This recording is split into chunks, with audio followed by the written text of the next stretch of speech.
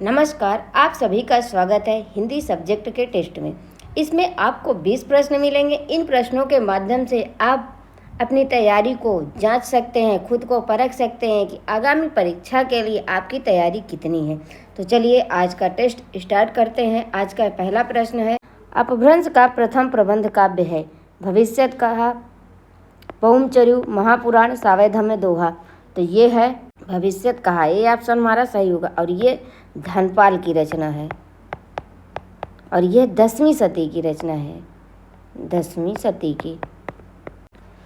भविष्यत कहा का संपादन डॉक्टर याकोबी ने किया है। पहुमचर्यु स्वयंभू की रचना है। महापुराण पुष्पदंत की। सावयधम्य दोहा देवसेन की रचना है। अगला प्रश्न है, बांग्ला का विकास अपभ्रंश के किस रूप से हुआ है? मागधी, ब्राह्मण, महाराष्ट्री, शौरसेनी। तो ये हुआ है बांग्ला का विकास मागधी से। मागधी से अन्य जो है अपभ्रंश विकसित हैं तो बिहारी, बांग्ला, ओडिया, असमिया, ये सब जो है मागधी अपभ्रंश से ही विकसित है। महाराष्ट्री से मराठी, ब्राह्मण सिंधी, शौरसेनी से पश्चिमी हिंदी, पश्चिमी राजस्थानी, गुजराती।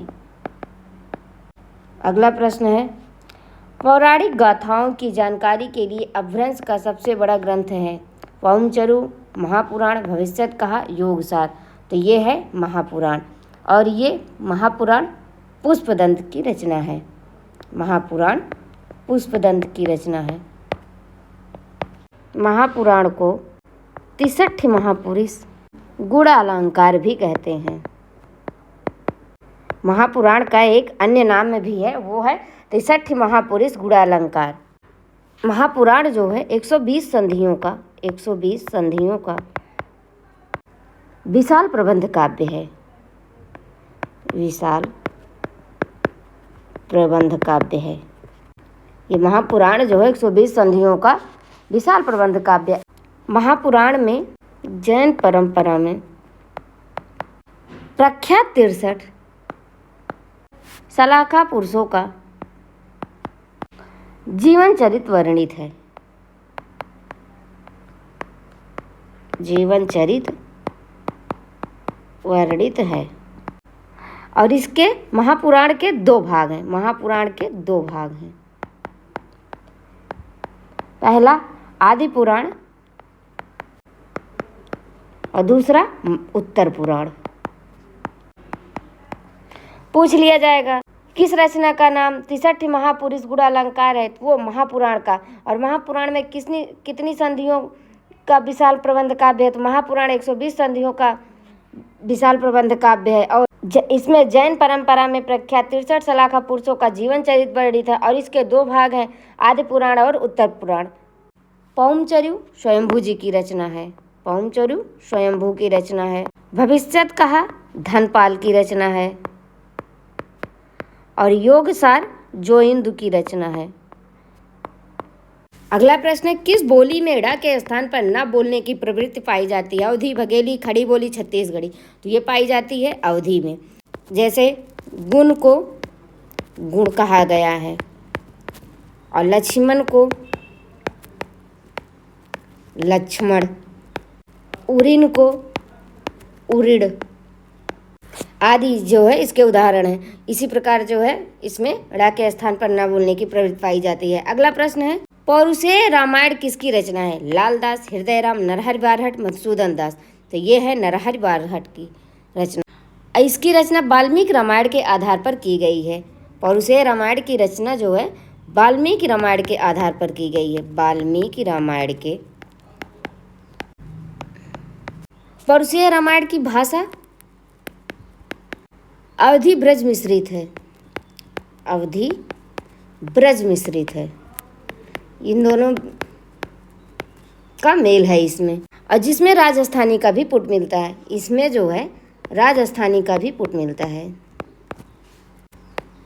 अगला प्रश्न है, किसने जायसी से पूर्व अवधि की परंपरा पर शोध कार्य किया जो प्रारंभिक अवधि नाम से प्रकाशित हुआ है? Doctor Vishwanath Tripathi, doctor Baburam Saxena, doctor Devishankar Trivedi, doctor Shyam सुंदर मिश्र। तो ये किया है डॉक्टर विश्वनाथ त्रिपाठी ने, ये ऑप्शन हमारा सही होगा। डॉक्टर बाबूराम सक्सेना ने डीलिट शोध का किया। डॉक्टर बाबूराम सक्सेना ने डीलिट शोध किया। जो अवधि का विकास शीर्षक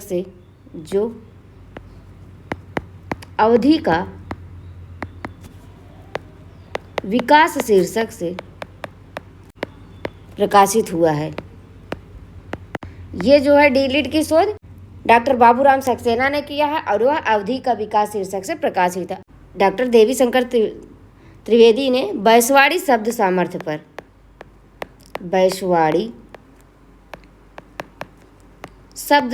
पर शोध किया है। अगला प्रश्न है, शांत रस का स्थायी भाव सम्यक ज्ञान किसने माना है? आचार्य दंडी, रुद्रट, क्षेमेंद्र, मम्मट। तो ये माना है रुद्रट ने शांत रस का अस्थाई भाव। तो वो जो है सर्वमान्य से निर्वेद है। शांत रस का स्थायी भाव निर्वेद होता है, परंतु शांत रस का स्थायी भाव आचार्य रुद्रट ने सम्यक ज्ञान माना है और इन्होंने शांत एवं प्रेयान दो नए रसों का उल्लेख किया है। रुद्रट ने शांत एवं प्रेयान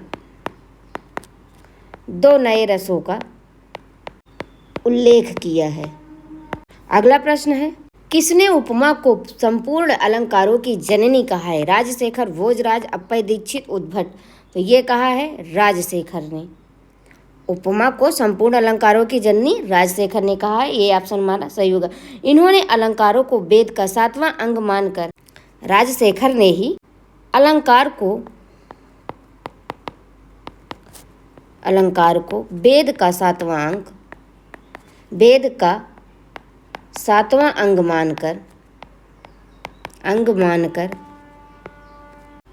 उसे वेदार्थ का उपकारक कहा है।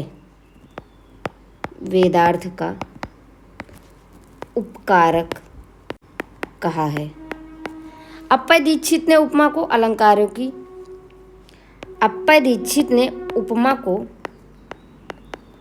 अलंकारों का शिरोरत्न माना है।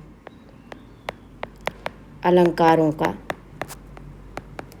शिरोरत्न माना है। अगला प्रश्न है, छंद शास्त्र ग्रंथ सुब्रत तिलक के रचनाकार हैं? हेमचंद्र, भट्ट केदार, क्षेमेंद्र, चिंतामणि। तो ये हैं क्षेमेंद्र जी, सी ऑप्शन हमारा सही होगा। भट्ट केदार वृत्त रत्नाकर, हेमचंद्र छंदानुशासन, चिंतामणि रसविलास। ये इन सब का छंद से संबंधित ग्रंथ है। अगला प्रश्न है, भामा ने कितने प्रकार के काव्य दोष का उल्लेख किया है? 3, 5, 10, 4। तो भामा ने 3 प्रकार के काव्य दोष बताए हैं। वो हैं सामान्य दोष, वाणी दोष और तीसरा है अन्य दोष। अगला प्रश्न है, भागवत पुराण के आधार पर प्रथम संप्रदाय है वल्लभ संप्रदाय, हरिदासी संप्रदाय, माधव संप्रदाय, निम्बार्क संप्रदाय। तो ये है माधव संप्रदाय, जिसमें द्वैतवाद के सिद्धांत पर कृष्णोपासना पर जोर दिया गया है, लेकिन इसमें राधा का उल्लेख नहीं है। वल्लभ संप्रदाय वल्लभाचार्य के द्वारा संपादित किया गया, वल्लभाचार्य द्वारा। हरिदासी संप्रदाय स्वामी हरिदास द्वारा। और निम्बार्क संप्रदाय निम्बार्काचार्य के द्वारा था, निम्बार्काचार्य के द्वारा। अगला प्रश्न है, भारतेंदु ने किस कृत के अनुकरण पर उत्तर भक्तमाल की रचना की? भक्तमाल, रामचंद्रिका, अष्टयाम कवितावली, तो ये की है भक्तमाल के आधार पर। भक्तमाल नाभादास की कृति है, नाभादास की कृति है, और यह जो है 1585 ईस्वी में प्रकाशित हुई है। भक्तमाल 1585 ईस्वी में, और इसमें जो है भक्तमाल में 200 भक्तों का जीवन चरित्र वर्णित है, जीवन चरित्र वर्णित है। और इसी के आधार पर भारतेंदु ने उत्तर भक्तमाल की रचना की है। रामचंद्रिका 1601 की रचना है, 1601 की, और यह केशवदास की रचना है। अष्टयाम 1585 की रचना है, और ये भी नाभादास की रचना है। कवितावली 1612 ईस्वी की रचना है, और यह भी ये तुलसीदास की रचना है, तुलसीदास। अगला प्रश्न है, रमेश चंद्र शाह ने किस नाटक को कामायनी का पूर्व राग कहा है? सज्जन, कामना, राजश्री, जन्मेजय का नागयज्ञ। ये चारों नाटक जो हैं जयशंकर प्रसाद के हैं, चारों नाटक जयशंकर प्रसाद के हैं। और इसमें से पूछा गया कि रमेश चंद्र शाह ने किस नाटक को कामायनी का पूर्व राग कहा है? तो ये इन्होंने कहा है, बी ऑप्शन सही होगा, कामना को। कामना 1927 ईस्वी में प्रकाशित हुआ है, 1927 ईस्वी में। अगला प्रश्न है, बुद्ध की एक शिष्या एकांकी नाटक के लेखक हैं? सेठ गोविंद दास, उदय शंकर भट्ट, विष्णु प्रभाकर, वृंदावन लाल वर्मा। तो ये है सेठ गोविंद दास, ये ऑप्शन हमारा सही होगा। और सेठ गोविंद दास के अन्य एकांकी नाटक हैं, अन्य एकांकी नाटक स्पर्धा 1935 ईस्वी में प्रकाशित है। नानक की नमाज, नानक की नमाज। मैत्री मानव मन, मैत्री मानव मन। ईद और होली, हंगर स्ट्राइक, सच्चा कांग्रेसी कौन, बंद नोट, प्रलय सृष्टि, सृष्टि साप का वर, प्रायश्चित, निर्माण का आनंद, आनंद।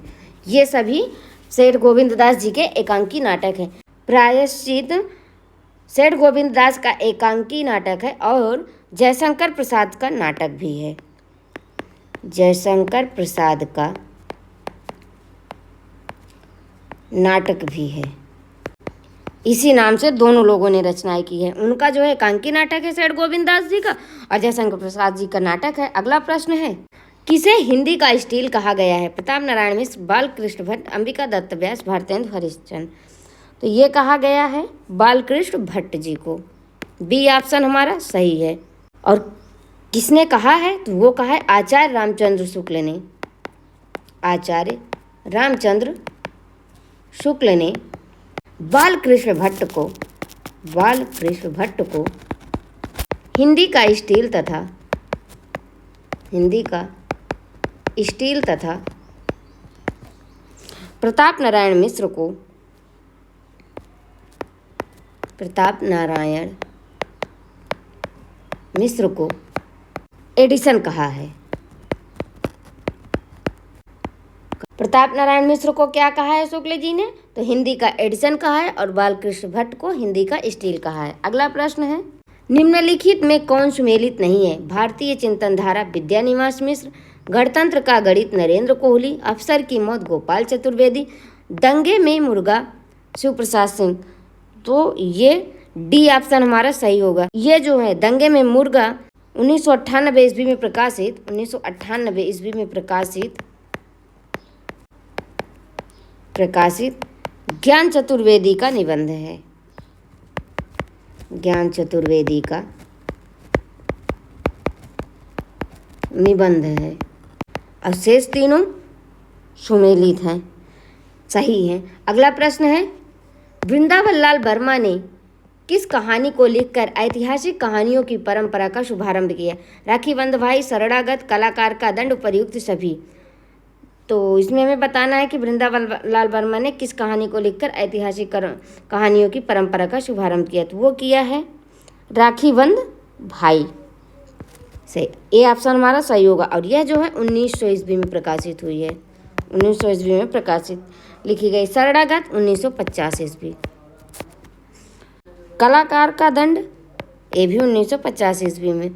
और ये दो शरणागत और कलाकार का दंड दोनों जो है वृंदावन लाल वर्मा का कहानी संग्रह है, वृंदावन लाल वर्मा का। और ऐतिहासिक कहानियों की शुरुआत इन्होंने राखी बंध भाई से की है। और वृंदावन लाल वर्मा को ऐतिहासिक कहानियों की परंपरा का, ऐतिहासिक कहानियों की परंपरा का जनक माना जाता है। नीलिमा किस उपन्यास की पात्र है? अंतराल, अंधेरे बंद कमरे, डूबते मस्तूल, अजय की डायरी। तो ये जो है अंधेरे बंद कमरे उपन्यास की पात्र है। और ये अंधेरे बंद कमरे 1961 ईस्वी में प्रकाशित मोहन राकेश का उपन्यास है, मोहन राकेश का। और इसके अन्य पात्र हैं, अंधेरे बंद कमरे के अन्य पात्र हैं हरबंश, सुषमा मनोज, मनोज सक्सेना, शोभा। अंधेरे बंद कमरे के अन्य पात्र हरबंश, सुषमा, मनोज सक्सेना, शोभा, ये इसके अन्य पात्र हैं। अंतराल उपन्यास मोहन राकेश का ही है, ये भी मोहन राकेश का उपन्यास है।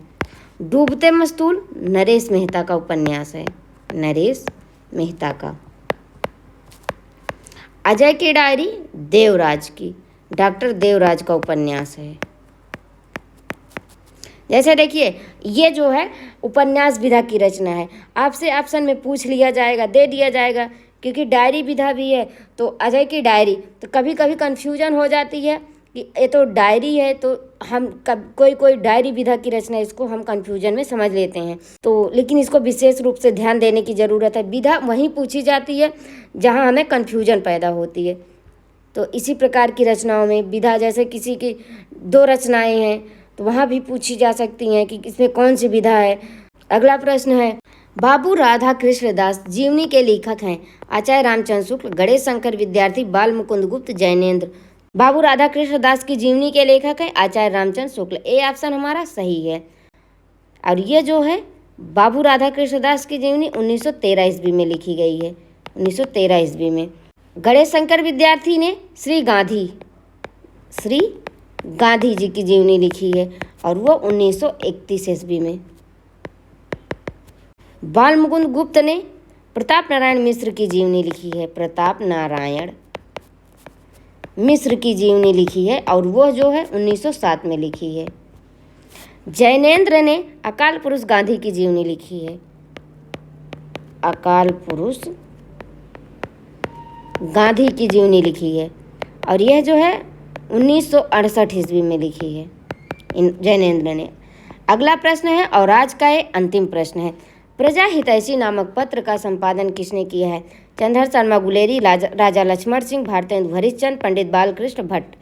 तो ये किया है राजा लक्ष्मण सिंह, प्रजा हितैषी नामक पत्र का संपादन। और ये 1885 ईस्वी में, 1885 ईस्वी में आगरा से प्रकाशित होता था, आगरा से प्रकाशित होता था।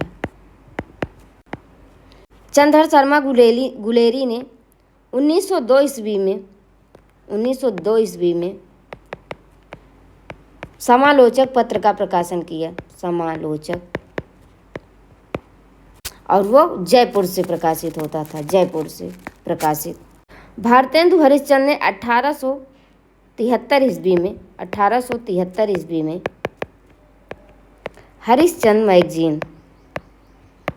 हरिश्चंद्र मैगजीन नामक पत्र का संपादन किया।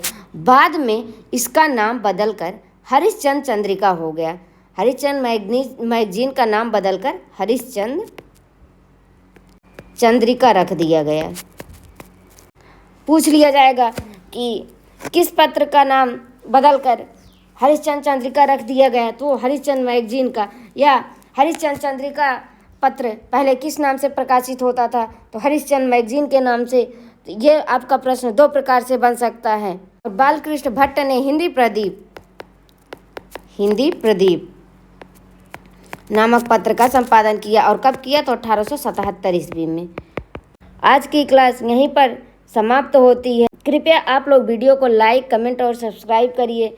आप लोग वीडियो को लाइक नहीं कर रहे हैं, चैनल को सब्सक्राइब नहीं कर रहे हैं, कृपया आप लोग वीडियो को शेयर, लाइक, कमेंट और सब्सक्राइब करिए। आज की क्लास यहीं पर समाप्त होती है। मिलते हैं अगले क्लास में, तब तक के लिए नमस्कार।